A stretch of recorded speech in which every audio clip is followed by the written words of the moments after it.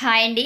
ఇది Sunday vlog అండి. నేను మార్నింగ్ లేచేసరికి 5:15 అయింది. ఇంకా ఫ్రెష్ అయిపోయి త్వరగా ఇల్లు అంతా కూడా క్లీన్ చేసేసి కిచెన్లోకి వచ్చేసరికి 6:15 అలా అయిపోయింది. ఇంకా పిల్లలు కూడా లేచారు. సండే అయినా సరే త్వరగానే లేచారు.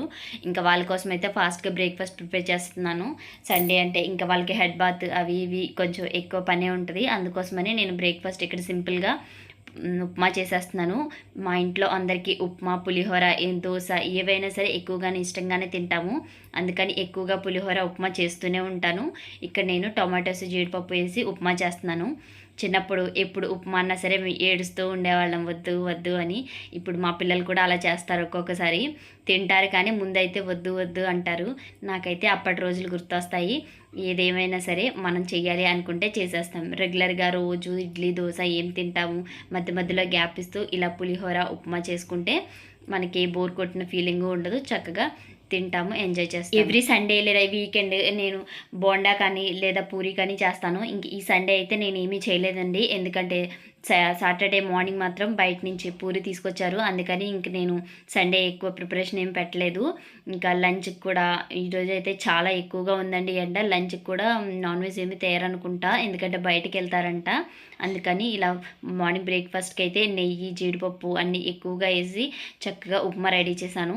పిల్లలు అందరూ కూడా చాలా టేస్టీగా ఉంది అని బాగా ఎంజాయ్ చేసాము. కొంచెం కూడా మిగలలేదు, అసలు ఏమీ వేస్ట్ అవ్వలేదు. చక్కగా బ్రేక్ఫాస్ట్ టైం అయితే ఎంజాయ్ చేసేసాం.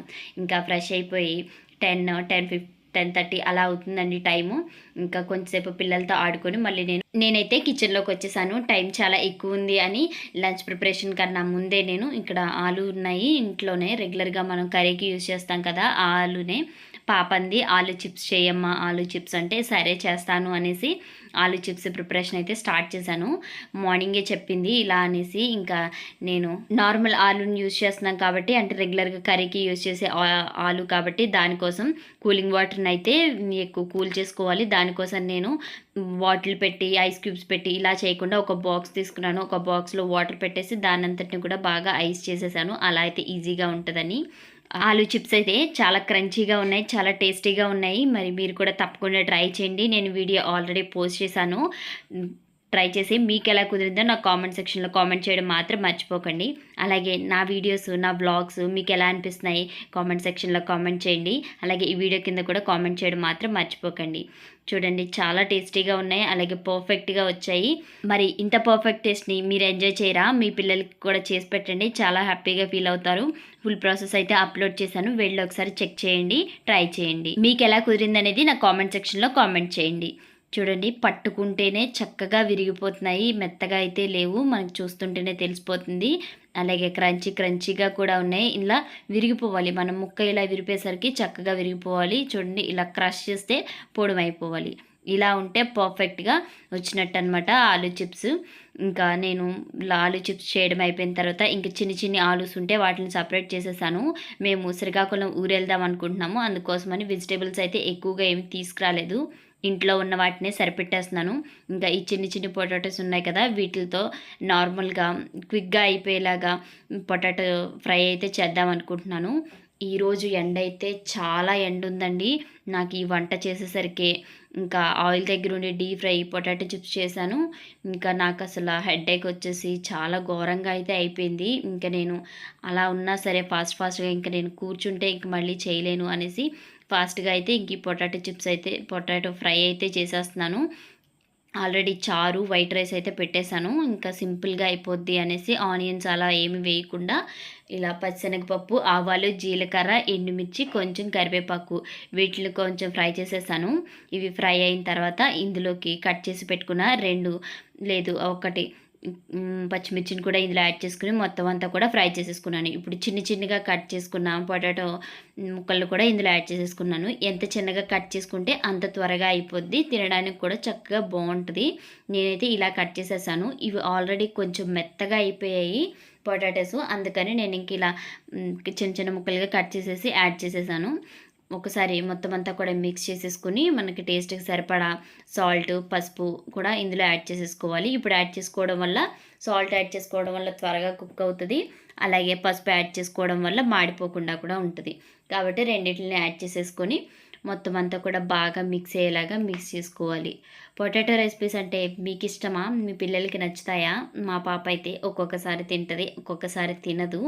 పొటాటో తన ఇష్టం, కానీ నేనైతే అన్ని రకాలు పెడతాను. ఇది వద్దు అది వద్దు అని తనైతే ఏమీ అనదు, తింటుంది. తన మూడు ఒక్కొక్కసారి ఎలా ఉంటే అలా అనమాట. కానీ నేను ఆకుకూరలతో సహా అన్నీ పెడతాను. ఒక కాకరకాయ మాత్రం తినదు, అది చేదుగా ఉంటుంది కాబట్టి.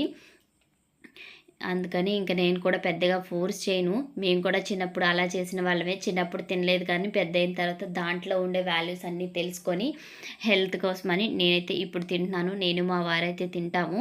ఇంకా పిల్లలు కూడా ముందు ముందు అలవాటు చేద్దాంలే, మేము ఎలానో తింటాం కాబట్టి వాళ్ళు కూడా చక్కగా తింటారు అని నాకైతే ఫియర్ లేదు. పొటాటో ఫ్రై అయితే కంప్లీట్ అయిపోయిందండి. కొంచెం కారం కూడా వేసేసి ఫ్రై చేసేసాను. మూత పెట్టి దగ్గరికి వచ్చిన తర్వాత దించేసుకోవడమే. ఇంకా మేమందరం లంచ్ చేసేసి కొంతసేపు అయితే పడుకున్నాను. ఈ లంచ్ చేసేటప్పటికే ఇంకా నాకు ఎండ బాగా తగిలేసినట్టు అయిందండి. ఆయిల్ దగ్గర ఉన్నాను కదా, డీప్ ఫ్రై అవి చేసి. ఇంకా కిచెన్లో లోపల ఉన్నా సరే ఎంతకంతకి మేము పైన ఫస్ట్ ఫ్లోర్లో ఉంటాము. ఇంకా వేడి మామూలుగా లేదు. అందులోనూ మేము మంగళగిరిలో ఉంటాం కాబట్టి ఇంకా ఎక్కువ ఇక్కడ ఎండలు. ఇంకా చేసేదేముంది, అలా పడుకొని కరెక్ట్గా 7 వరకు నిద్ర అయితే పోలేదు, కానీ కళ్ళు మూసుకొని అలా పడుకునే ఉన్నాను. 7:30కి అలా లేచాను. అసలే సండే కదా, ఎంత తలనొప్పి వస్తే ఏంటి, ఏమొస్తే ఏంటి. నాన్ వెజ్ లవర్స్కి చికెన్ లేకపోతే ఉండగలవా? అందులోనూ సండే అంటే అస్సలా ఆగం. మార్నింగ్ ఏదో అడ్జస్ట్ అయ్యాను, కానీ హస్బెండ్ లేరు తేలేను అని అంటే ఇంక ఊరుకున్నాను.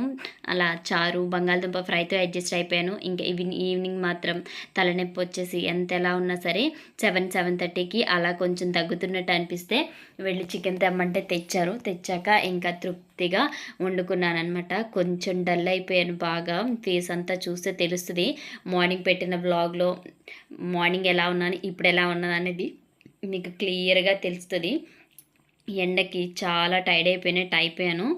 ఇంకా అలానే వంట చేస్తూ ఉన్నాను. తినిన తర్వాత మాత్రం ఇంకా ఫుల్ ఎనర్జీ వచ్చేసిందండి. ఇంకా చకచక గిన్నెలన్నీ తోమేసి కిచెన్ అంతా కూడా క్లీన్ చేసేసి చక్కగా పడుకున్నాను. నైట్ అయితే ఇంకా ఎలాంటి ప్రాబ్లం అయితే లేదు, కానీ ఆఫ్టర్నూన్ మాత్రం చాలా సఫర్ అయ్యాను. ఫుల్ హెడేక్ వచ్చేసిందనమాట. ఇంకా ఇలా ఆనియన్స్ కొంచెం ఫ్రై అయిన తర్వాత ఇందులోకి పసుపు సాల్ట్ వేసుకొని అల్లం వెల్లుల్లి పేస్ట్ కూడా వేసేసుకున్నాను. అల్లం వెల్లుల్లి పేస్ట్ కూడా ఈ ఆనియన్స్లోనే ఫ్రై అయిన తర్వాత వాష్ చేసి పెట్టుకొని చికెన్ కూడా వేసేసుకున్నాను. నాకు ఇలా పద్దాక నాన్ వెజ్ కానీ ఏవైనా వండినప్పుడు ఇలా పలావ్ సామాన్లు అంటే హోల్ గరం మసాలా ఉంటాయి కదా, వీటిని తీసి చూసుకుంటుంటే భలే హ్యాపీనెస్ అనిపిస్తుంది నాకు. ఎందుకంటే నేను నాన్ వెజ్ లవర్ని కాబట్టి నాకు అలా స్పైసెస్ అన్నిటిని చూస్తే భలే హ్యాపీగా అనిపిస్తుంది. అందుకని మీతో కూడా చూపిస్తున్నాను. ఇంకా ఈ చికెన్ కొంచెం మగ్గిన తర్వాత కారం కూడా యాడ్ చేసేసాను. నా దగ్గర పెరుగు లేదు, పెరుగు ఉంటే పెరుగును కూడా వేసుకోవచ్చు. మొత్తం అంతా మిక్స్ చేసేసి వాటర్ యాడ్ చేసి కొంచెంసేపు అయితే ఉడకనిచ్చాను. కొంచెం దగ్గరికి అవుతుంది, ముక్క చక్కగా ఉడికిపోయింది అన్నప్పుడు ఈ మసాలా పేస్ట్ని అయితే వేసేసాను. మసాలాలోకి ధనియాలు, లవంగాలు, చెక్క, గసగసాలు, ఎండు కొబ్బరి వీటిలన్నిటిని కూడా ఫైన్ పేస్ట్లా చేసేసుకుని అందులో యాడ్ చేసేసి ఇంకొక 2 మినిట్స్ పాటు మూత పెట్టేశాను. ఇంకా అది కొంచెం మగ్గేలోపు ఇలా కొత్తిమీరని ఫైన్గా చాప్ చేసుకుంటున్నాను. కొత్తిమీర ఎంత సన్నగా కట్ చేసుకుంటే అంత బాగుంటుంది కర్రీ, టేస్ట్, స్మెల్ అంతా కూడా.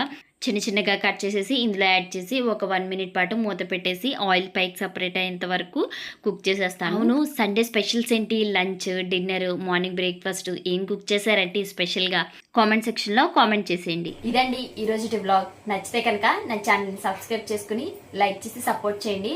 నెక్స్ట్ వీడియోతో మళ్ళీ కలుద్దాం. This is Dharani Chintapalli signing off. Bye bye.